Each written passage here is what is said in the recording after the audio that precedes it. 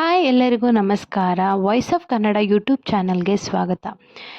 ಏನಪ್ಪ ಇವತ್ತಿನ ಟಾಪಿಕ್ ಅಂತ ಅಂದರೆ KSLU ಕರ್ನಾಟಕ ಸ್ಟೇಟ್ ಲಾ ಯೂನಿವರ್ಸಿಟಿ ಬಗ್ಗೆ ಆಗಿರುತ್ತೆ. ಈಗ ತಾನೇ 3 ಇಯರ್ಸ್ LLB ಮತ್ತು 5 ಇಯರ್ಸ್ LLB ಅವ್ರದ್ದು ರಿಸಲ್ಟ್ ಔಟ್ಪುಟ್ ಆಗಿದೆ. ಬಟ್ ಎಷ್ಟೋ ಜನಕ್ಕೆ ಅದರಿಂದ ಸ್ವಲ್ಪನೂ ಸ್ಯಾಟಿಸ್ಫ್ಯಾಕ್ಷನ್ ಇರಲ್ಲ. ಅದರಲ್ಲೂ ಫಸ್ಟ್ ಸೆಮ್ಮು ಬರೆದಿರೋರಿಗಂತೂ ಶಾಕಿಂಗ್ ಅಂತಲೇ ಹೇಳ್ಬೋದು. ಯಾಕೆಂದರೆ ಅವ್ರು ಬರೆದಿರೋದಕ್ಕೂ ಬಂದಿರೋ ಮಾರ್ಕ್ಸ್ಗೂ ಒಂದಕ್ಕೊಂದು ಸಂಬಂಧನೇ ಇರಲ್ಲ.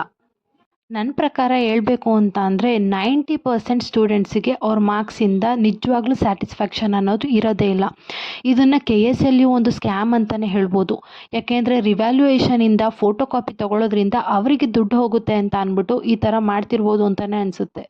ಮೇಲ್ನೋಟಕ್ಕೆ ಹೀಗೆ ಅನಿಸೋದು. ತುಂಬ ಜನರ ಕನಸು LLB ಆಗಿರುತ್ತೆ. ಎಷ್ಟೊಂದು ಜನ ಈಗ ತಾನೇ ಮದುವೆ ಆಗಿರೋರು, ಮಕ್ಕಳಾಗಿರೋರು ಎಲ್ಲರೂ ಸಹ LLB ಮಾಡ್ತಾ ಇದ್ದಾರೆ. ಸೊ ಅವರು ಮನೇನೂ ನಿಭಾಯಿಸ್ಕೊಂಡು LLBನೂ ಮಾಡ್ತಾ ಇರ್ತಾರೆ. ಮತ್ತು ಕೆಲ್ಸಕ್ಕೆ ಹೋಗಿ ಹುಡುಗರು ಅವರು ಕೂಡ LLBನ ಮಾಡಬೇಕು ಅಂತ ಇರ್ತಾರೆ. ಆ ಇಕ್ಕಟ್ಟಿನ ನಡುವೆನೂ ಅವರು ಓದಿ ಚೆನ್ನಾಗಿ ಬರೆದ್ರೂ ಇಲ್ಲಿ ಮಾರ್ಕ್ಸ್ ಅವ್ರಿಗೆ ಸ್ಯಾಟಿಸ್ಫ್ಯಾಕ್ಷನ್ ಕೊಡಲಿಲ್ಲ ಅಂತ ಅಂದರೆ ಜಸ್ಟ್ ಪಾಸ್, ಆವ್ರೇಜ್ ಹೀಗೆ ಬಂದಿದ್ದರೆ ಎಷ್ಟು ಬೇಜಾರು ಅನಿಸುತ್ತೆ. ಇದು ನನ್ನೊಬ್ಬಳ ಒಪಿನಿಯನ್ ಅಲ್ಲ. ತುಂಬ ಜನ ಹೇಳ್ತಿರೋದಿದ್ದೇನೆ. ಎಲ್ಲ ಲಾ ಸ್ಟೂಡೆಂಟ್ಸ್ನ ಕೇಳಿದಾಗ KSLU ಬಗ್ಗೆ ಅವ್ರು ಹೇಳ್ತಿರೋ ಪ್ರತಿಯೊಂದು ಮಾತುಗಳು ಇದೇನೆ. ಅವ್ರಿಗೆ ಸ್ಯಾಟಿಸ್ಫ್ಯಾಕ್ಷನ್ ಆಗೋ ಥರ ಮಾರ್ಕ್ಸ್ ಸಿಗ್ತಾ ಇಲ್ಲ. ನಾವು ಏನೇ ಬರೆದ್ರೂ ಮಾರ್ಕ್ಸ್ ಕೊಡಲ್ಲ. ಸುಮ್ಮನೆ ರಿವ್ಯಾಲ್ಯೂಯೇಷನ್ಗೆ ಹಾಕಬೇಕು. ಕೆಲವರು ಅಯ್ಯೋ ಪಾಸ್ ಆಯ್ತಲ್ಲ ಬಿಡು ಅಂತಾರೆ. ಬಟ್ ಇನ್ನು ಕೆಲವರು ನನ್ನ ಪರ್ಸೆಂಟ್ ಇದಲ್ಲ, ನಾನು ತುಂಬ ಚೆನ್ನಾಗಿ ಓದ್ತಿದ್ದೆ ಅಂತ ಅಂದ್ಬಿಟ್ಟು ಯೋಚನೆ ಮಾಡ್ತಾರೆ.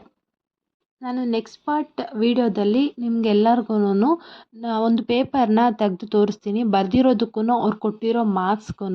ಸೊ ಅಲ್ಲಿವರೆಗೂ ಕೀಪ್ ವಾಚಿಂಗ್. ಈ KSLU ಸ್ಕ್ಯಾಮ್ ಯಾವ ಥರ ಇದೆ ಅಂತ ಅಂದ್ಬಿಟ್ಟು ನಾನು ನಿಮಗೆ ತೋರಿಸ್ಕೊಡ್ತೀನಿ. Thank you. Please video content ಇಷ್ಟ ಆದರೆ ಈ ಚಾನಲ್ಗೆ ಒಂದು ಸಬ್ಸ್ಕ್ರೈಬ್ ಕೊಟ್ಟು ಮತ್ತು ಕಂಟೆಂಟ್ನ ಲೈಕ್ ಮಾಡಿ ಮತ್ತು ಕಾಮೆಂಟ್ ಮಾಡಿ ನಿಮ್ಗೆ ಯಾವ ಥರ ವೀಡಿಯೋಸ್ ಬೇಕು ಅಂತ ತಿಳಿಸಿ. Thank you.